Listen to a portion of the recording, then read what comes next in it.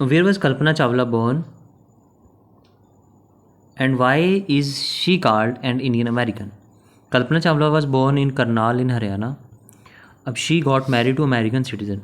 कल्पना चावला का जन्म हरियाणा के करनाल में हुआ था और उसके बाद उनकी शादी एक अमेरिकन सिटीज़न से हो गई और उन्हें वहाँ की सिटीज़नशिप मिल गई, इसलिए हम उन्हें इंडियन अमेरिकन कहते हैं। अब when and why she go to US, how did she marry? Okay, कब और क्यों वो अमेरिका गई थी और फिर उसके बाद उन्होंने किससे शादी कर ली? वो अमेरिका गई थी स्टडीज़ के लिए, एरोनॉटिकल इंजीनियरिंग करने के लिए, और वहाँ पे उन्होंने जेपी हैरिसन से शादी कर ली। How did she become an astronaut? ऐसा कैसे हो गया कि वो एस्ट्रोनॉट बन गई? और what gave her idea that she could be an astronaut? और उन्हें ये कहाँ से आइडिया आ गया कि उन्हें एस्ट्रोनॉट बनना चाहिए? अब सबसे पहले उन्होंने नासा के लिए स्पेस शटल प्रोग्राम के लिए अप्लाई किया और वहाँ से उन्हें as a research scientist hire कर लिया गया। अब जब उन्हें सिलेक्ट कर लिया गया ट्रेनिंग के लिए 1994 में।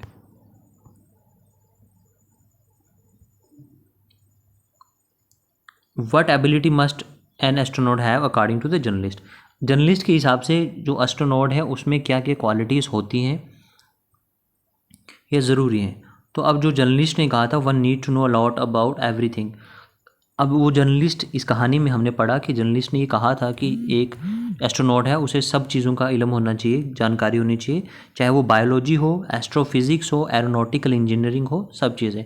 मतलब अगर हम इसे छोटे शब्दों में कहें तो वो अपने आप में एक इंसाइक्लोपीडिया होना चाहिए, यानी उसके पास इन सब चीज़ों का भरपूर ज्ञान होना चाहिए।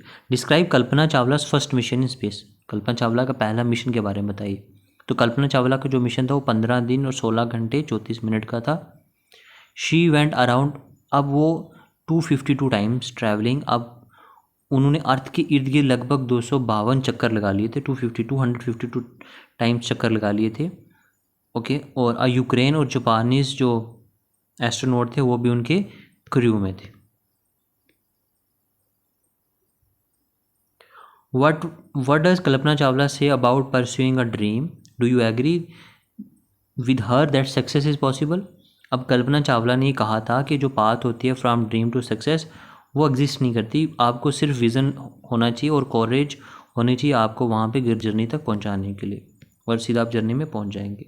और हम इसके बारे में ये कह रहे हैं कि यस, हमें इस बात पे बिलीफ है, I do agree with that the vision and the courage success is possible. अगर आप में विज़न है, आपको पता है तुम्हें क्या करना है, और फिर कोरेज है वो करने की, तो आपका जो सक्सेस होने के चांसेस हैं वो पॉसिबल है। तो फाइनली क्या सीखा आपने कल्पना चावला की स्टोरी से, और क्या आपने अपना कोई विज़न डिसाइड किया है?